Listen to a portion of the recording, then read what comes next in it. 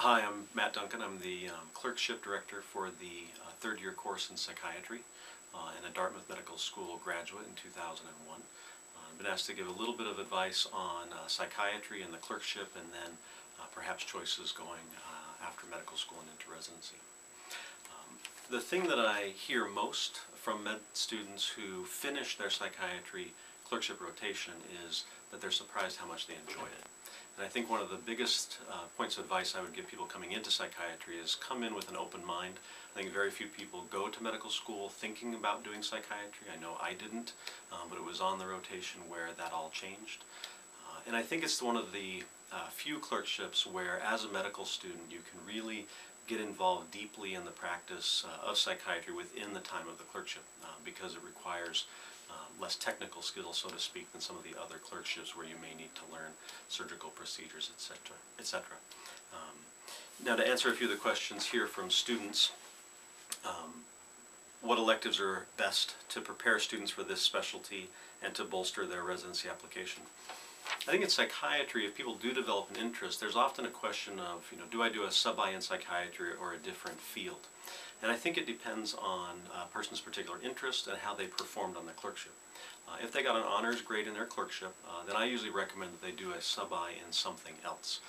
And usually I recommend internal medicine, because even as part of residency, that's a big part of what you'll be doing.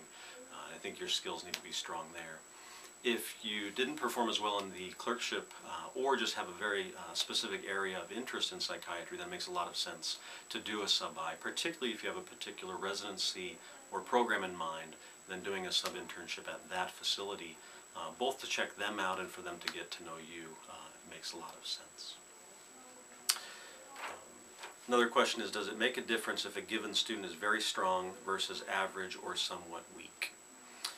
I think in psychiatry there's a good opportunity for most students to perform very strongly.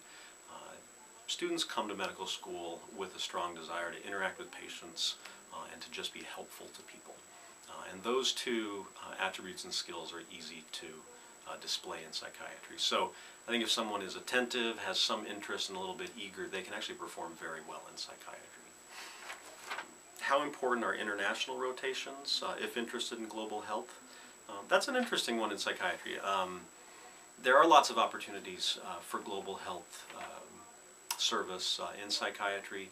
They're a little harder to find than some of the other specialties. I think that a student does not need to do those in medical school if they want to pursue that later. What is your advice on the timeline if a student cannot decide between two residencies? This has actually been an issue lately of students, trying to decide between family medicine, internal medicine, and psychiatry because of some of the overlaps. It is a decision that probably needs to be made by the end of December of the graduating year.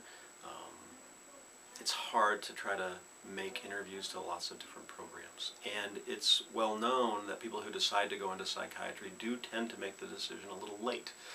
They find that it wasn't on their mind to begin with.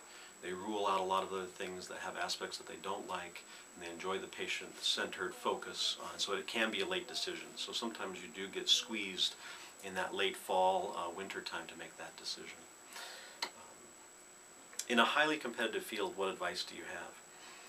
Psychiatry is not a highly competitive field, but what it does need is some really good doctors. And Dartmouth medical students, I think by virtue of who comes here, the selection process, and the way that medicine is taught at Dartmouth really sets people up very nicely to be excellent psychiatrists. So it doesn't have the same competition as specialties and surgical residencies, but it is in desperate need of very good physicians. Your third year to fourth year transition thoughts. I think third year is a very difficult year for students. You're asked to be a different doctor in a different hospital with a different team and a different set of expectations every 2 months. And that is no small task. And all along the way, people are evaluating you at every twist and turn and commenting on your personality and your professional behavior and your skills and your knowledge. So third year is a uniquely pressurized environment. And I think fourth year is a nice opportunity to take some of that pressure off and to explore more individual interests, and particular things that may be somewhat outside of your area of specialty or residency training, if you have that liberty, because you will learn what you need to learn in residency. And so one of the last questions is here, how much do you need to know graduating from medical school? And the reality is that you know more than you realize you know, that your background of knowledge has grown so vastly in ways that you probably don't even recognize, and that you're well trained when you leave Dartmouth Medical School, and that when you're in a residency program, they will teach you what you need to know to be a good doctor in that area. So I wouldn't worry too much about that. The fact that you're able to graduate from this school, you will be well prepared.